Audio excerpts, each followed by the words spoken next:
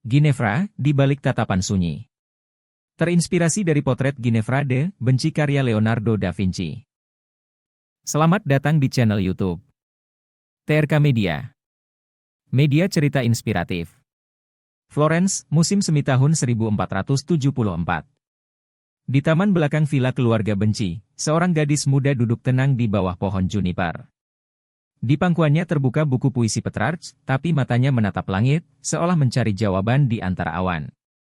Namanya Ginevra de Benci.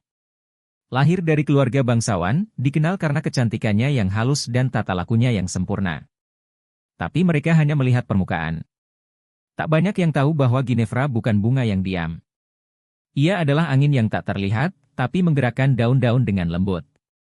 Sejak kecil, Ginevra gemar membaca, menulis puisi, dan berdiskusi tentang filsafat, jika sempat, sembunyi-sembunyi dengan para pemikir muda di Florence. Ia menyimpan jurnal rahasia berisi pertanyaan-pertanyaan yang tak berani ia lontarkan pada dunia. Dunia yang mengurung perempuan dalam gaun mewah dan kebisuan. Ibunya berkata, diam itu keanggunan. Ayahnya menambahkan, kecantikan adalah mata uangmu. Tapi Ginevra ingin sesuatu yang lebih. Ia ingin dikenang bukan karena wajahnya, tapi karena pikirannya. Saat usianya menginjak 17 tahun, keluarganya mulai membicarakan perjodohan dengan seorang pria bangsawan. Sebagai bagian dari persiapan, mereka memanggil seorang pelukis muda bernama Leonardo da Vinci untuk membuat potretnya. Saat mendengar nama itu, Ginevra hanya tersenyum tipis. Ia penasaran, apakah pelukis ini akan melukis wajahnya, atau jiwanya? Leonardo datang dengan langkah ringan dan mata penuh rasa ingin tahu. Tangannya berlumur ket, bajunya lusuh, tapi ada kejernihan di wajahnya yang membuat Ginevra merasa tidak sedang dinilai. Hanya diamati. Dipahami. Boleh aku melukismu di taman? Tanya Leonardo pada pagi hari yang cerah. Di bawah juniper, jawab Ginevra. Itu tempatku berpikir. Hari-hari selanjutnya diisi oleh diam yang tenang.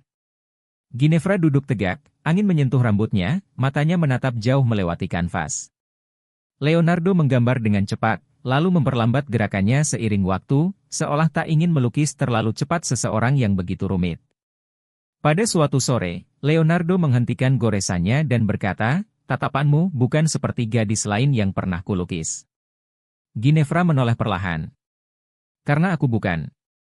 Dan untuk pertama kalinya, ia bercerita pada seseorang, tentang puisi, tentang pemikirannya tentang perempuan, tentang dunia yang sempit. Leonardo tidak menyela.